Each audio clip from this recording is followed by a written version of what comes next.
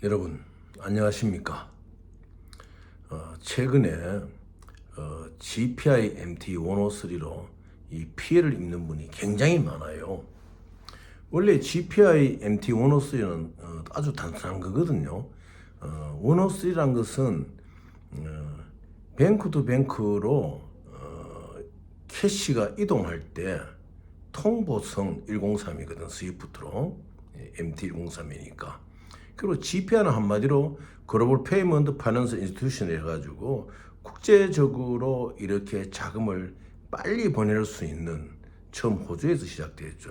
그런 방법인데, 이 GPI MT103가 무슨 특별하게 외국의 투자자가 어느 나라에 리시버에게 뭐 캐시를 보내주는, 대단히 많은 캐시를 보내주는 이러한 일종의 그 원정의에 맞지 않는 지금 용어로 많이 쓰이고 있어요. 그리고 여기에 한번 잘못 발을 디딘 사람들은 거기에 계속 매몰되어 가는 거거든요. 어떤 뭐 특별한 경우가 자기를 위해서 특별히 주어진 것이냐 생각하고 기본적으로 점검해야 될 일을 하지 않는 거예요. 제가 이 방송을 하는 동안 계속 말씀드렸듯이 뱅크에서 일어나는 사항은 항상 스위프트가 움직여서 일어납니다. 어떤 인포메이션 같은 것도 199라는 통지, 노티스를 해주는 것이죠. 999라든지. 그리고 현금이 움직이는 것은 103으로 움직여지게 되는데, 이 MT103, GPI MT103이 움직인다는 것은 글로벌 페이먼트 파이낸스 인스티튜션으로서 국제적으로 이 캐시를 빨리 움직여주는 거거든요. 근데 이것이 일종의 MT103랑 똑같은 거예요. 우리가 예를 들어가 서울역에서 인천공항 갈 때까지 급행을 타고 직통을 타고 가느냐 아니면 완행을 타고 가는 뜻이, 그냥 GPI가 붙어있지 않는 것은 완행이죠. MT103 보통 여러분들이 어디에 현금을 보낼 때마다 103을 보내지는 거거든요. 그 다음에 GPI는 글로벌 페이먼트 파이낸스 인스티튜션, 이것은 무엇이냐, 이제 직통이죠. 직통. 서울역에서 인천 인터내셔널 에어포트까지 직통으로 간다, 이제 이런 역할인데, 여기에 대해 가지고 가장 기본적으로 모든 스위프트는 A란 뱅크에서 B란 뱅크 바다를 건너왔더라도, 예를 들어 가지고 시티은행에서, 미국의 시티은행에서 한국의 뭐 신한은행에 MT103을 보냈다, 또 GPI MT103를 보냈다, 이럴 경우에 신한은행의 스위프트 머신에 들어오게 되면은 시티은행에서 보내준 그 카피가 아니라 신한은행의 스위프트 머신 안에 있는 알고리즘에 의해 가지고 신한은행이 그 입력해둔 은행의 조건에 맞는 이걸로 이제 다시 프린트되어 나오거든요. 그런데 이 미몽에서 깨어나지 못하고 있는 사람들은 단지, 예를 든 시티은행입니다. 시티은행에서 보냈다고 하는 샌더가 주는 카피만 쥐고 이걸 믿는 거예요. 이게 현실이 현실. 이걸 어떻게 깨야 되느냐. 그러면은 이 한국의 신한은행은 오지 않았기 때문에 스위프트 카피를 주지 않는 거예요. 은행이 스위프트 카피를 주지 않는 오지 않았기 때문에 못 주는 것이거든요. 왔더라도 안 주는 경우가 있어. 뭐냐, 리시버에게 있어서 머니를 런더리 한다든지, 또한 스위프트 상으로 온 SBLC의 내용들이 보면은 꼭 우리가 유통음 쓰듯이 유통 SBLC도 있거든요. 그런 의심이 가는 경우에 정상적인 계약서에 의한 어떤 상거래한 SBLC가 아니다, DLC가 아니다, 이런 경우에는 은행이 잠시 홀딩할 수가 있습니다. 홀딩을 하더라도 안 들어왔다 소리는 안 해요. 고객에게 전화를 해가지고 이러한 DLC가 들어왔는데 우리 은행의 입장에서는 이 DLC를 내주지 못하겠습니다. 이러면 이제 그 통보로만서에 가가지고 설명을 해야 되죠. 이 계약서를 놓고 이런 것이지, 흔히 스캐머들이 사용한 것은 뭐냐 하면은 자기들이 대상으로 한 리시버에 가까운 사람을 엑스맨으로 만드는 거예요. 그래서 어떠한 내용을 전달시키느냐. 이것이 한국신한은행에 왔는데 신한은행에서 지금 홀딩하고 있다. 이것을 센다뱅크에서 지금 신한은행과 교신하면서 풀고 있다. 그거 새빨간 거짓말이에요. 그렇게 할 수가 없어요. 예를 들어 가지고 여러분들의 어카운트로 왔는 스위프트가 있으면은 일단 여러분들에게 통보를 하고 이것이 런더리 머니라든지 크리미널 케이스에 관계된 그런 또 드라그에 관계된 머니 같으면 은행이 수사기관에 의뢰해가지고 이것을 처리하는 것이지 홀딩이라 하는 것은 없어요. 최근에 과거에 뭐 작년만 하더라도 GPI MT 103가 왔는데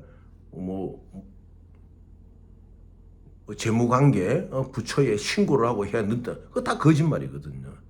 모든 MT 103가 해외에서 오게 되면 은행은 자동으로 정상적인 보고기관을 통해서 보고를 하게 돼 있어요. 우리 김나공 사건도 보지 않았습니까? 의심스러운 자금이 이렇게 보고가 되듯이 똑같은 거예요. 그래서 지금 여러분들 주위에 예를 들어 가지고 내가 돈을 보내주겠다는 프로바이더나 샌더에게 내 디테일을 주잖아요. CIS를 클라이언트 인포메이션 시트라든지 이걸 주잖아요. 주는데 자 보냈습니다 하고 GPI MT 103 카피만 오는 거예요. 그런데 내 리시빙 뱅크에서는 그 카피가 나오지 않는 것입니다. 통보가 오지 않는 것입니다.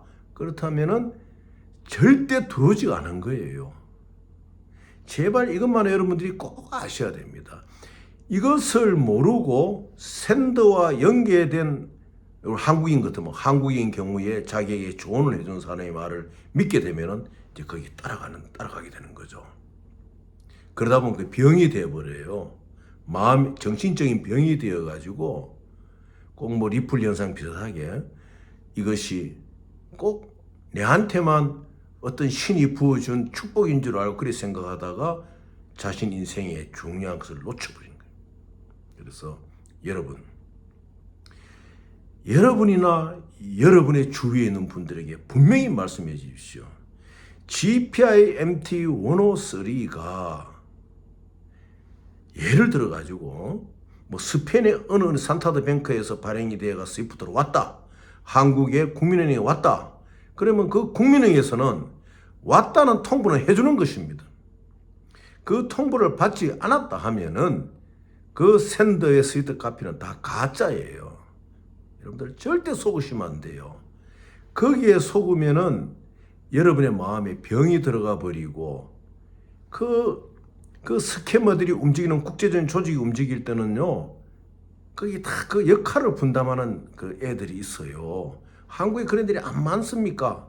특수 채권 손대고 그 많아요. 그런 사람들이. 저는 그런 사람들이 면모를 다 알고 있어요. 근데 그 사람들 인기를 가진 사람들이 내가 방송에서 말씀 안 드리지만은 그래서 여러분들 절대 GPI MT 103라는 것이 별것이 아닌 거예요.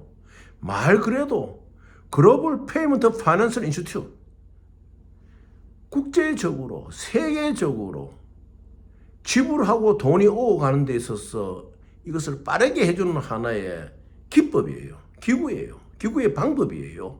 그래서 이것이 무슨 여러분들에게 구세주처럼 나타나서 막 자금을 대주고 사업을 하라 하는 외국인이 보내주는 그런 특수한 방법이 아니에요.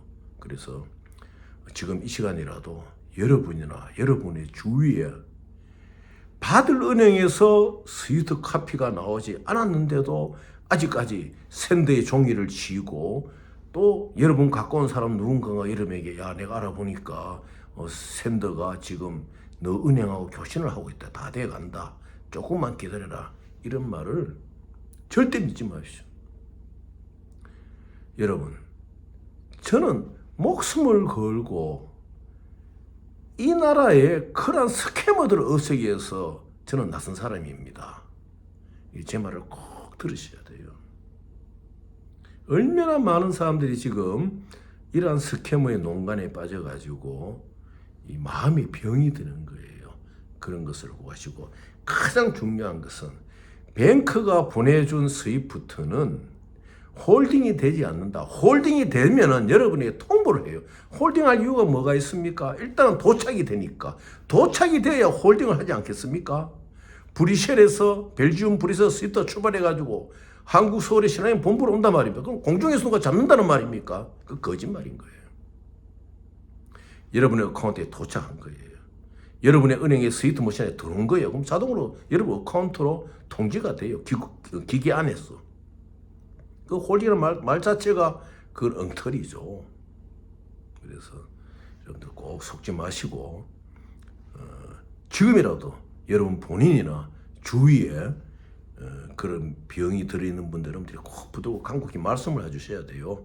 절대 또 이 스위프트가 도착하면요, 제가 몇 번 말씀드렸지만 국민은행이다. 그러면 국민은행의 그 로고로 된 자기들의 그 헤드레터를 갖고 있는 그 종이들이 다 있어요.